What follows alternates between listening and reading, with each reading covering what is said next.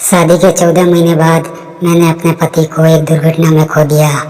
उस घटना के 15 दिन बाद मैं अपने घर की नौकरानी को रात में अपने ससुर के कमरे में जाते हुए देखी। मुझे उन पर शक था तो एक दिन मैंने अपने ससुर के कमरे में जासूसी का कैमरा लगा दिया। फिर जब मैंने जो भी सच देखा तो मेरे पैरों तले ज़मीन निकल गई, क्योंकि उस रात मेरे ससुर नौकरानी के साथ। हेलो दोस्तों, आज की इस कहानी में आप सभी का स्वागत है। मेरा नाम साक्षी है। मैं अपने माता पिता की इकलौती बेटी थी। मेरी उम्र करीब 10 साल होगी। तभी मेरे माता पिता भगवान के पास चले गए। तब से मेरी परवरिश मेरे चाचा कर रहे थे। मेरा एक ही चाचा था, उनका नाम तरुण था। मेरी चाची का नाम डिम्पल था। मैं अपने चाचा और चाची के साथ ही रहती थी। अभी मैं 17 साल की थी। मेरी चाची मुझे हर वक्त ताना मारती रहती थी। अब चाचा और चाची के लिए मुझे पढ़ाना कठिन हो रहा था।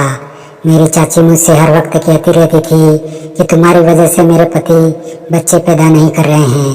मेरे पास ताने सुनने के अलावा कोई चारा नहीं था, क्योंकि मैं बाहर किसी के पास भी नहीं जा सकती थी। ऐसे ही ताने सुन सुन के जवान हो गई थी और अब मैं 19 साल की हो गई थी।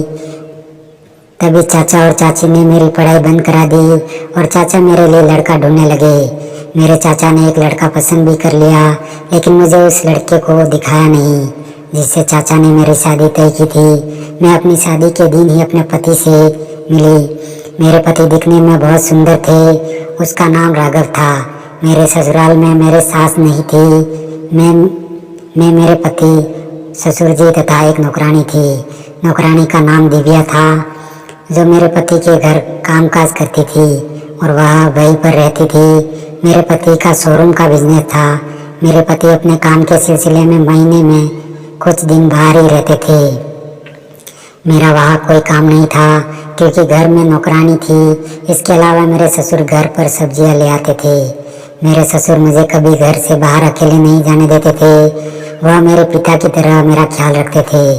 हमारा नौकरानी नहीं चाहती कि मैं ज़्यादा काम करूं, पर अब मैं घर पर बैठे बैठे बोर हो गई थी। इसलिए मैं घर की थोड़ी साफ सफाई के बारे में सोचा। छत पर जाने लगी तो हमारी नौकरानी दिव्या मुझसे बोली, मैम साहब आप रहने दीजिए, मैं जाकर वहाँ सफाई कर दूंगी। अगर आपका मन है तो घर का बाकी काम देख लीजिए।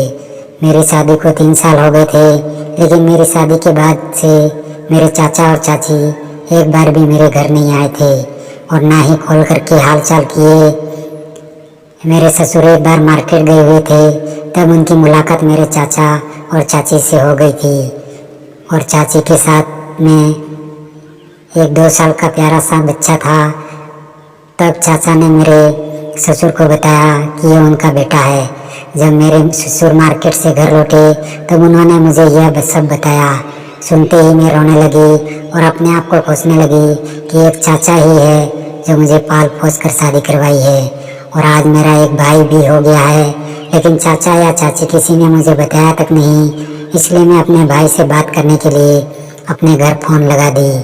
रिंग पूरा हुआ, लेकिन कॉल किसी ने नहीं उठाया। मेरी शादी को 3 साल बीत चुका है।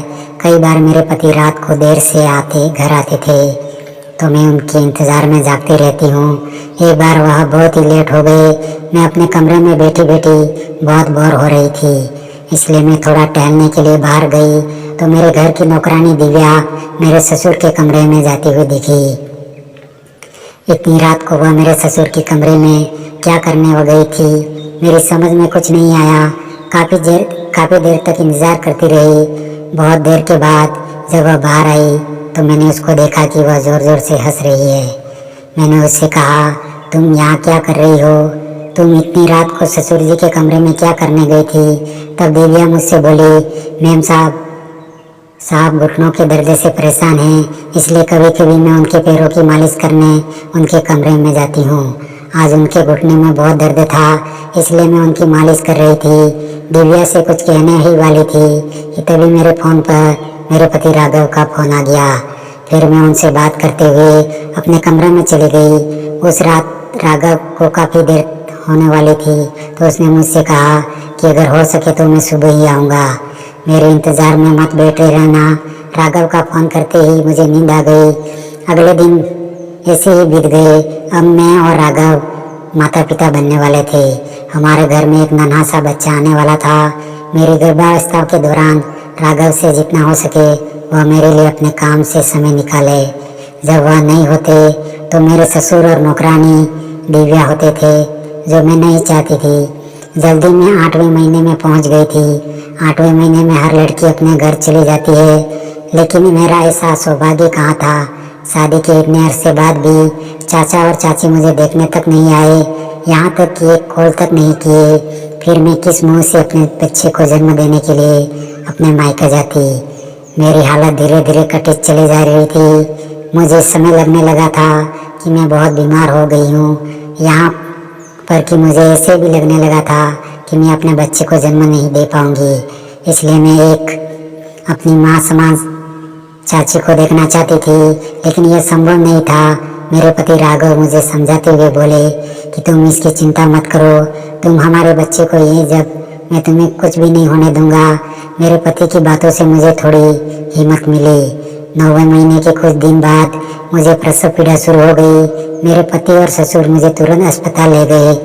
फिर मैंने एक प्यारे से बच्चे को जन्म दिया। डिलीवरी के टाइम बाद घर आ गई। राघव ने हमारे बेटे को बहुत अच्छे से स्वागत किया। कुछ दिनों के बाद जब मेरे चाचा और चाची को यह खबर में हुई कि मैं माँ बन गई हूँ, तब मेरे चाचा और चाची बच्चे को देखने आए। मैं अपने चाचा और चाची को देखकर बहुत खुश हुई। बच्चा 1 महीने का हो गया था। मेरे पति अपने काम के सिलसिले में शहर से बाहर गए हुए थे। घर में हर तरफ खुशी थी, सब कुछ ठीक ठाक चल रहा था। हमें क्या पता था कि एक दिन घर पर हमें एक फ़ोन आएगा और वह एक फ़ोन सब कुछ बदल कर रख देगा। उस दिन से मुझे पता चला कि राघव का एक्सीडेंट हो गया और उसमें उसकी जान चली गई। मेरे पति का एक्सीडेंट ऐसी जगह हुआ था जहां हम नहीं जा सकते थे, और मैं बड़ी घटना के बाद मैं बहुत अकेली पड़ गई थी। कुछ दिन बीत जाने के बाद अब मेरा कोई पति नहीं, मैं ऐसे ही बोर होने लगी थी। ऐसा कहने के बाद मुझे अपने ससुराल वालों के साथ कैसे रहना चाहिए मुझे कुछ समझ नहीं आ रहा था। इसलिए मैंने अपने बच्चे के साथ अपने चाचा के घर जाने का फैसला किया।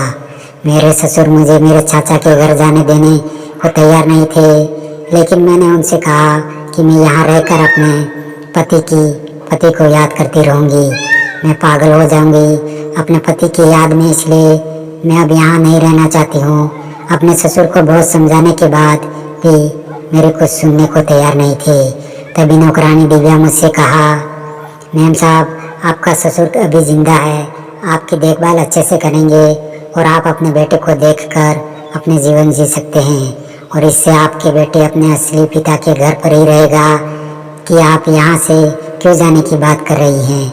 आपके और आपके बेटे को देखभाल के लिए मैं हूँ ना। दिव्या के बहुत समझाने के बाद मैं सोच में पड़ गई थी कि अगर मैं अपने पति का घर छोड़कर अपने चाचा के घर जाती हूँ तो चाची मुझे फिर से ताने सुनाएगी। लेकिन मुझे अभी अपने पति राघव की बहुत याद आ रही थी और मुझे रोना आ गया था, इसलिए मैं अपने कमरे में चली गई। थोड़ी देर बाद फिर से मुझे इसमें अपने पति की नाम मौजूदगी का असर बहुत हो रहा था, इसलिए मैं अपने चाचा को कॉल लगाई। उनसे बोली, चाचा मैं आपके घर आ रही हूँ। जैसे ही मैंने बोला तो मुझे सामने से चाची की आवाज़ नहीं सुनाई दी। तभी मेरी चाची चाचा का फ़ोन लेकर मुझसे बात करने लगी और कहने लगी, अगर तुम्हारा पति चला जाए तो तुम तुरंत ही मुंह उठाकर मेरे घर आ जाओगी। हम तुम्हें और तुम्हारे बच्चे को जीवन भर नहीं रख सकते। इतने वर्षों में तुम्हारा पति बहुत सारा धन कमाया है, अगर उसका पूरा धन लेकर आती हो तब हम कुछ सोच सकते हैं। इसके अलावा अगर तुम इस घर की सीढ़ियाँ लांघती हो तो सावधान हो जाओ, क्योंकि तुम्हारी और तुम्हारे बेटे के लिए कोई पर्याप्त जगह नहीं है।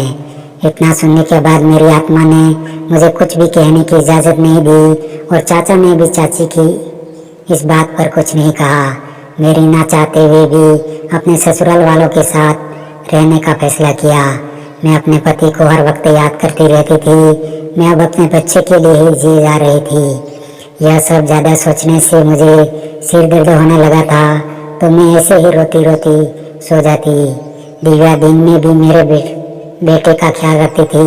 मैं अपने बेटे को लेकर दोपहर 1 बजे बिस्तर पर चली जाती हूँ। शाम 7 बजे ही उठती थी।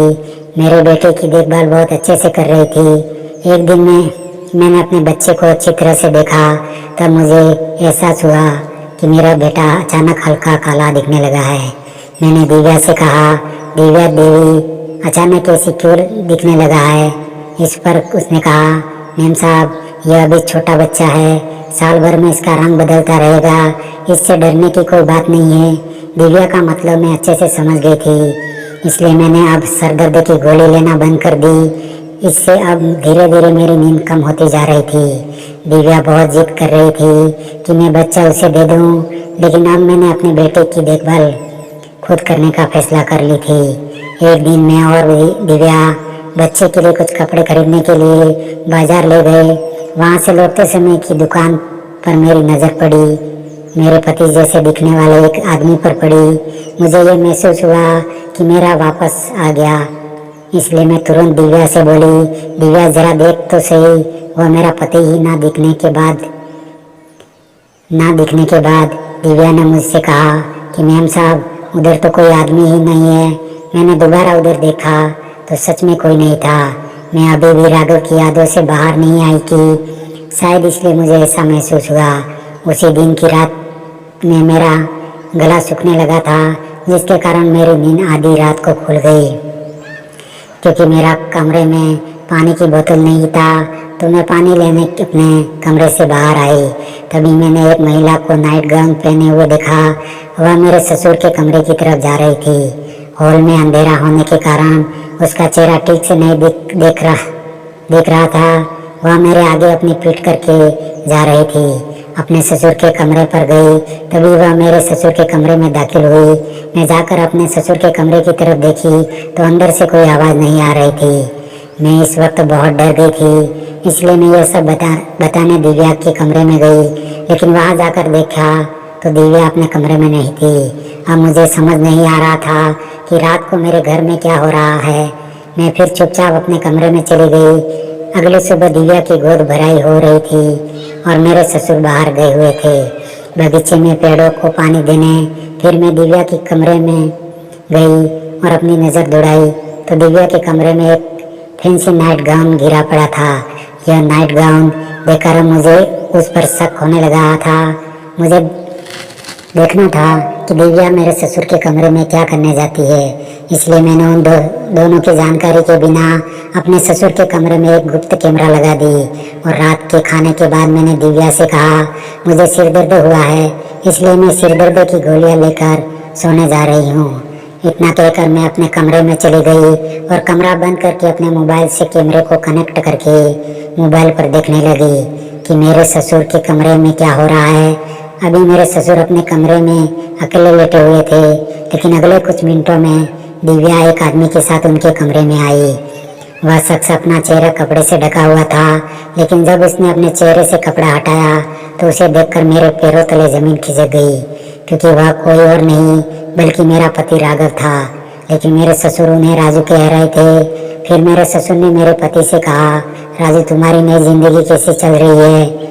इस बार तुमने अच्छा धोखा दिया है। फिर दिव्या मेरे पति से बोल रही थी कि हमें और कितने दिन तक यह नाटक करना पड़ेगा।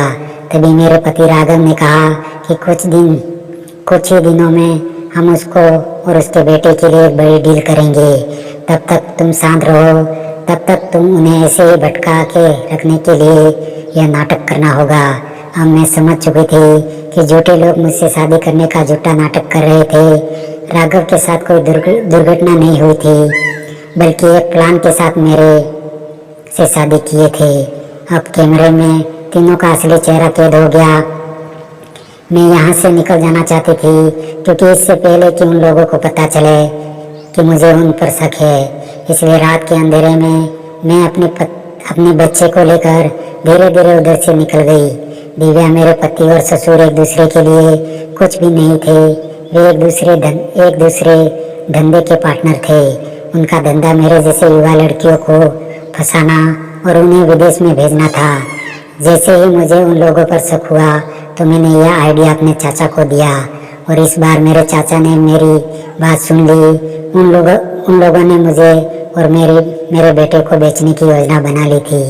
राघव ने मेरी जैसी कितनी गरीब परिवार की लड़कियों को धोखा दिया था, उन सभी को मेरे चाचा ने पुलिस को बताकर गिरफ्तार करवा दिया। अब मेरे चाचा को अपने किए पर बहुत पछतावा हो रहा था। फिर चाचा ने मुझसे माफ़ी मांगी। मेरे चाचा के बाद में चाची ने भी मुझसे माफ़ी मांगी थी। चाचा और चाची मुझे और मेरे बेटे को वापस अपने घर ले गए। इसके बाद मैंने शादी के बारे में कभी नहीं सोचा।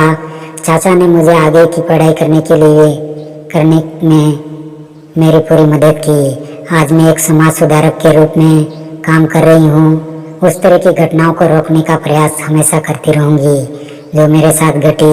तो दोस्तों, वीडियो अच्छी लगी हो तो चैनल को एक सब्सक्राइब करके एक लाइक ज़रूर करें तथा बेल आइकन पर क्लिक करना बिल्कुल ना भूलें, जिससे आगे आने वाली वीडियो आपको सबसे पहले मिलेगी। धन्यवाद।